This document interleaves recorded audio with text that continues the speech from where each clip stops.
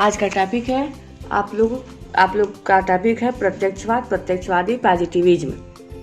आइए जानते हैं कि प्रत्यक्षवाद है क्या। प्रत्यक्षवाद एक वैज्ञानिक सिद्धांत है। इसका संबंध किसी भी प्रकार के अलौकिक जगत से नहीं है, यह प्रत्यक्षवाद से संबंधित है। प्रत्यक्षवाद एक वैज्ञानिक विधि है जिसके माध्यम से वास्तविक जगत की घटनाओं को जाना जा सकता है। सेंट साइमन के विचारों से प्रभावित होकर फ्रांसीसी दार्शनिक ऑगस्ट कोम्ट ने दर्शन की जिस नवीन शाखा को जन्म दिया वही आजकल प्रत्यक्षवाद के नाम से जानी जाती है। कोम्ट के विचारानुसार ज्ञान का विकास कुछ चरणों में हुआ है। प्रथम चरण पर ज्ञान के धर्मशास्त्रीय, आदिवासीय अथवा काल्पनिक रूप का विकास हुआ। धीरे धीरे यह रूप तत्वशास्त्रीय अथवा अमूर्त रूप से गुजरते हुए अपने अंतिम एवं उच्चतम स्तर पर पहुंचा।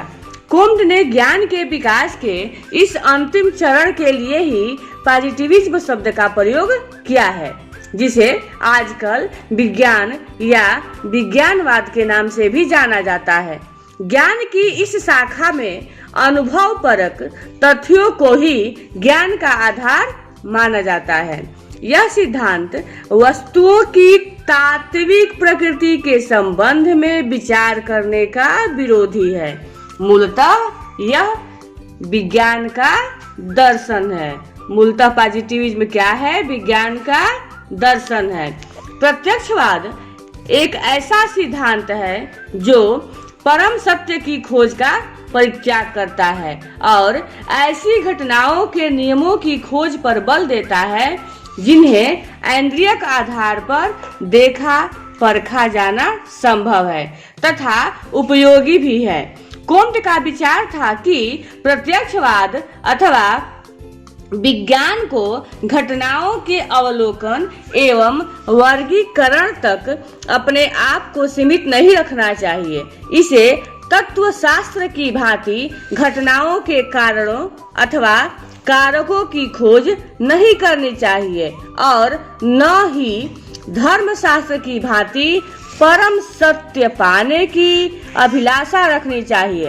विज्ञान के लिए यही उचित है कि वह तथ्यों के मध्य पाए जाने वाले सहसंबंधों की खोज कर इन्हें नियंत्रित करने वाले नियमों की खोज करें। स्वयं कोम्ट ने ही अपने शब्दों में लिखा है कि यदि भविष्य में मानव ज्ञान का विस्तार करना है, यदि भविष्य में मानव ज्ञान का विस्तार करना है तो इसे अवलोकन, परीक्षण तथा तुलना की वैज्ञानिक विधियों को अपनाकर ही पूरा किया जा सकता है। संक्षेप में प्राकृतिक विज्ञानों की तर्ज पर समाज शास्त्र को ढालने का प्रयास ही प्रत्यक्षवाद है। संक्षेप में क्या है? प्राकृतिक विज्ञानों की तर्ज पर समाज शास्त्र को ढालने का प्रयास ही प्रत्यक्षवाद है। प्रत्यक्षवाद की प्रवृत्ति इस बात पर बल देती है कि प्रत्यक्ष ज्ञान ही ज्ञान है, प्रत्यक्ष ज्ञान ही ज्ञान है और प्राकृतिक जगत के परिवर्तन के नियमों की भांति समाज के परिवर्तन के नियमों की भी खोज की जा सकती है। पॉजिटिविज्म, प्रत्यक्षवाद या प्रत्यक्षवादी शब्द का प्रयोग कई अर्थों में किया गया है। दर्शन शास्त्रियों का एक संप्रदाय जो कि लॉजिकल पॉजिटिविस्ट अथवा लॉजिकल एम्पिरिसिस्ट के नाम से जाना जाता है। इस शब्द का प्रयोग किसी कथन के तर्क में सत्यापन किए जाने की विधि के रूप में करता है। अतः दर्शन शास्त्रियों की दृष्टि में ऐसे कथन जिनका सत्यापन संभव नहीं है वे अर्थहीन हैं। धर्मशास्त्र तथा पुरातन तत्वशास्त्र के कथनों को यह संप्रदाय, दर्शन शास्त्री संप्रदाय, यह संप्रदाय मतलब कि दर्शन शास्त्रियों का संप्रदाय, इसी वर्ग में सम्मिलित किया है।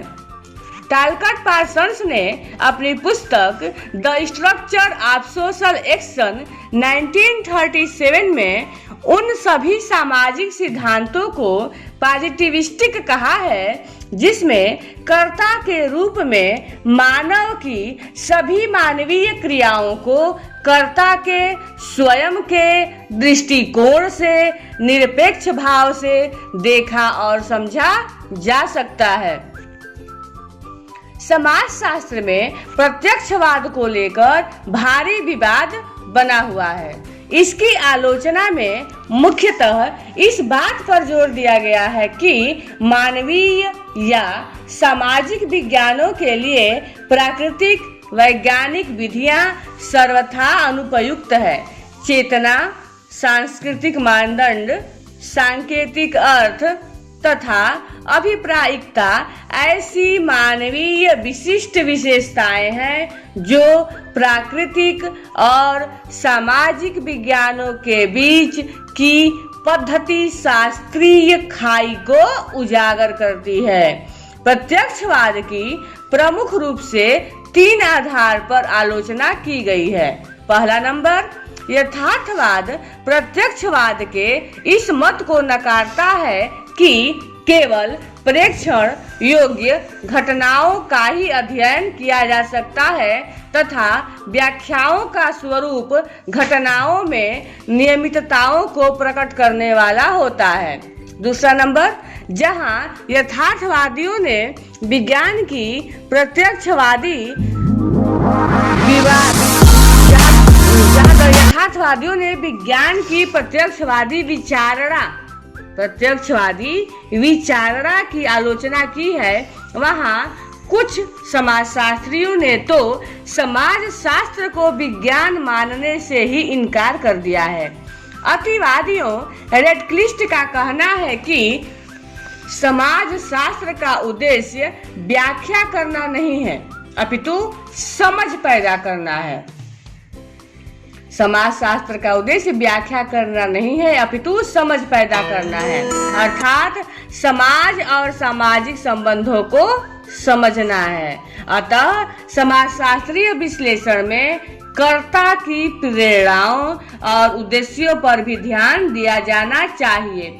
चूंकि ये घटनाएं, प्रेरणा और उद्देश्य सामाजिक विश्व की ही विशेषताएं हैं और प्राकृतिक संसार में नहीं होती, अतः प्राकृतिक विज्ञानों की विधियों का समाजशास्त्र में उपयोग नहीं किया जा सकता।